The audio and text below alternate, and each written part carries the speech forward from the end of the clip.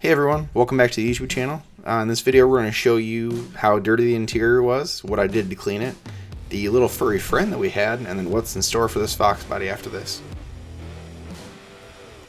Make sure that if you do like this video you leave a thumbs up and like and subscribe if you wouldn't mind. It really helps out with the video and getting some traffic through here.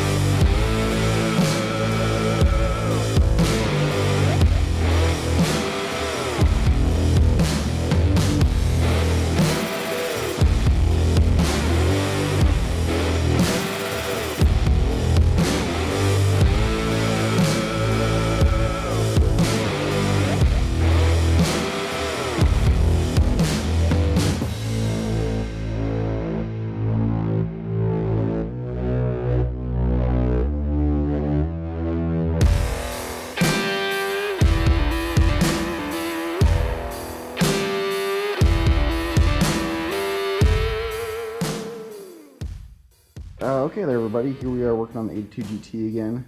Right now we've got the interior out of it, trying to get the smell of mice and all the mice nests and everything out of it, because this car was full of them to say the least. Right here you can kind of see the extent of how bad it was, but picture this around the entire car. You got the other side cleaned up for the most part, as well as the back of the car. Basically both of these quarter panel areas behind this plastic here was packed full of mice nests. If only you guys could smell how bad this car smells, because it's one of the worst ones I've ever seen. So right now, I've just been using a combination of a steam cleaner, water to loosen up some of this hardened poop, vacuum to suck it all up, and then an air blower to blow stuff out of crevices that I can't get to with the brush. So I guess we'll keep going and let you guys follow along as we go. Another thing worth noting, everybody, is I've been doing a lot of research on how to get rid of rodent smells, basically the smell of ammonia, urine, and feces out of cars, and a lot of people are very detailed about how they clean this stuff up, but not how to get the smell out. And I think one of the biggest misconceptions about getting the smell out of something like this is you have to get rid of everything that would hold a scent, or be able to clean everything that would hold a scent. Like the headliner and the carpet and the seats, those all hold, they're all porous, they all hold scents really well. So you just need to be able to clean those out, I think, is the biggest thing. We're gonna try a couple things. My dad wants to try ozone cleaning. I also heard kitty litter. Hey everybody, here we're back again. I got that for the most part cleaned out. I'm gonna leave that plastic out until I can get some new stuff to replace it, because it was pretty filthy. I didn't realize until now that's been eaten, so that's not good. Might have to replace that seatbelt assembly. But now we're on to clean the footwells. The one thing that I did notice was wrong with this car was the driver's seat had the fox body lean on it. And that's mostly caused by this here. So these floors were pretty thin to begin with. My Mustang 2 did the same thing. It's got a crack here, another crack here, and it follows all the way up into here, into the support, and the same thing up and over to here. So what I'm going to do is I'm going to jack it up from the bottom, dolly it to get this wrinkle, or to get this edge back down, and get it to match the other side. As you can see right there, it's pretty flat. It's supposed to be pretty flat all the way across, and it's got a pretty sweet dip right now. Probably about a ½ inch dip over 6 inches, which is terrible. So we're going to jack that up, clean it up, weld it up, and put the carpet back in. Alrighty guys, finally got the rest of the floor cleaned up, got that welded up. Please excuse me for my weld. It's really not that great. I'm much better than this, I promise. I'll show you guys at some point. But we got the rest of the floor cleaned up. Got that pro cleaned up. I painted the little delias and the quarter panels on each side, just to give a little bit of rust prevention. We'll see how that ends up working out. Hopefully this car won't see any rain at all, but you never know. So we're going to put the carpet back in here. Then we're going to put the seats, the quarter trim back in, and then I'm going to line the carpet with kitty litter. Supposedly that's supposed to help get rid of the smell. I've heard that from a couple different people, so we'll see how well that works out. So after getting the dash out, I am now on to basically trying to get all of the nesting out of the rocker panels. There's no access holes. As you can see, I drilled some with a hole saw. I drilled a couple of them. Burned up one of my drills. This is my mom's drill, so luckily we all have Makita stuff, which is nice. But the rocker panels are plugged full of pee, poop, whatever you want to call it. You can see there, I got 2 holes drilled so far on this side, and these rockers, I'm not kidding, these rockers are plugged up, and they're the bottom of them soaking wet. I'm surprised they haven't started to rot out. So that's what we're up to now. I'm gonna keep drilling these holes, trying to get everything out of these that I can, and then we're gonna get grommets for them, put the interior back in it, and hopefully it'll smell a lot better. It's gonna take some time, I know, but if anybody has any other ideas to get some of the smell out of this car, I am very open to them. So if you have anything, just go ahead and leave a comment down below.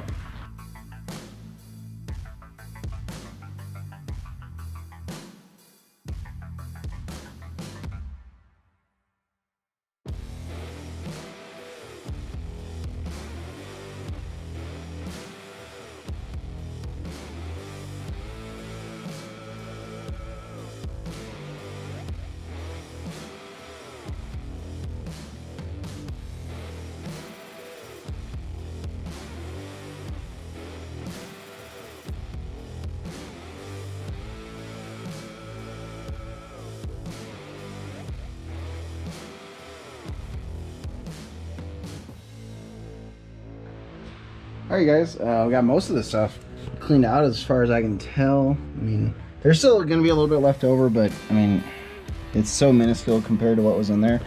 This is just some of the stuff that was in there. Keep in mind, this floor pan is completely clean when I first started, and look at all the shit that's covering this floor now. I mean, and you'll also notice, look who we found.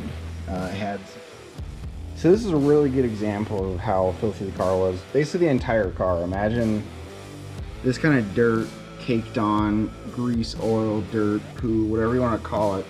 Imagine it's over the entire interior of the car. Door panels, quarter trim, dashboard, the sheet metal of the car, and it smells even worse than it looks. So I'm going to clean this up with probably a little bit of glass cleaner and a detailing brush. That'll loosen most of this stuff up, should get most of the dirt off and out of the texture of the plastic, as you can see. We'll put this on a time loop so you guys can follow along with me.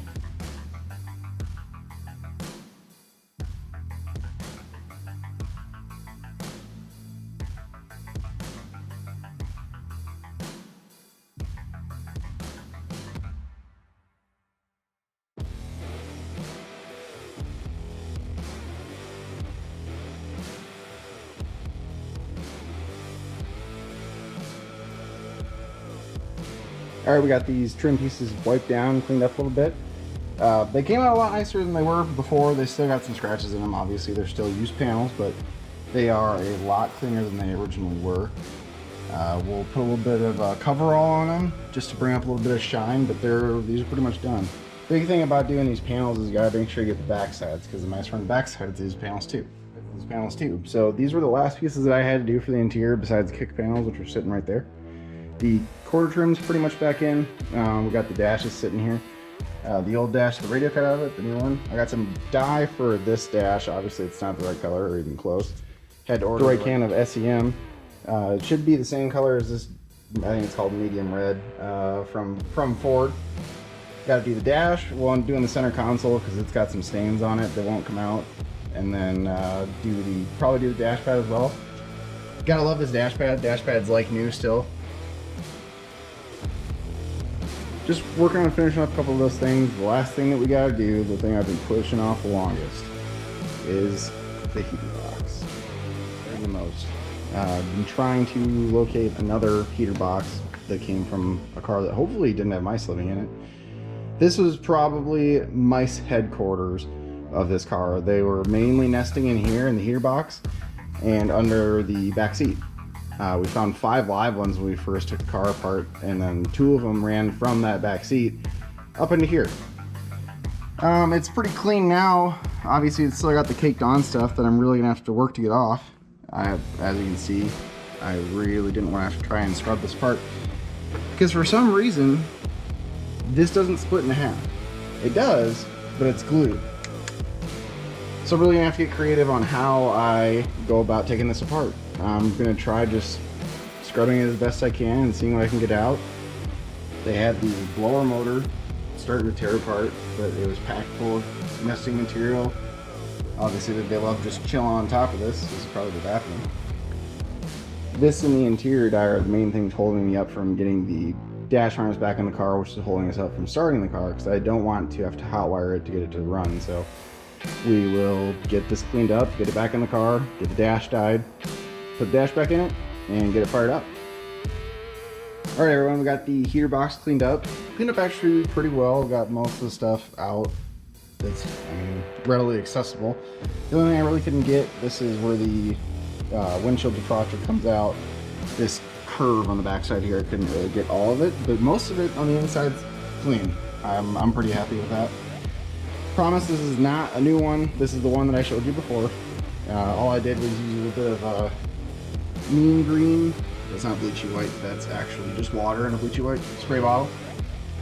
And a detail brush. It cleaned up pretty well, like I said. So we're gonna get the rest of the ducts cleaned up for this.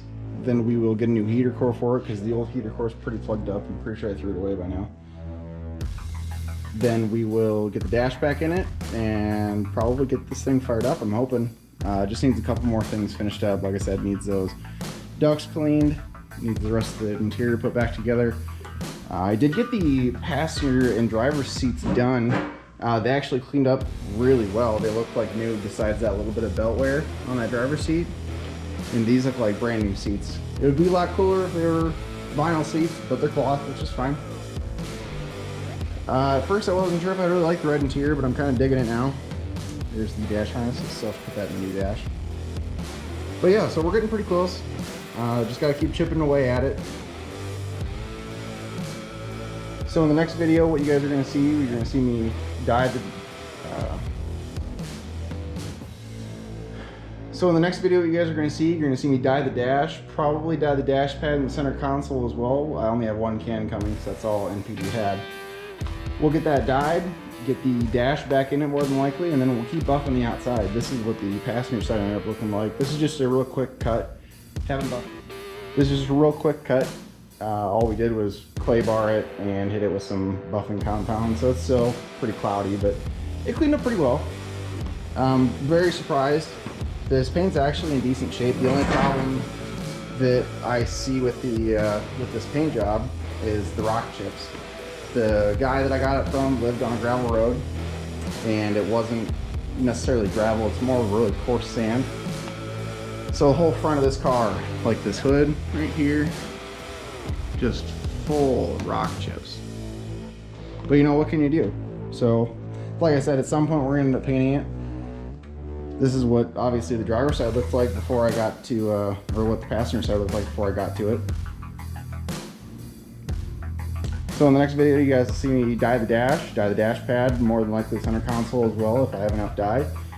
Get the dash harness back in it, and then we'll just do some quick once-overs on the motor, make sure she's ready to fire over. We already turned it over by hand, and if it turns over freely, we'll get her fired up. Hopefully she makes some noise. So that's it for this video, guys. Y'all take care now.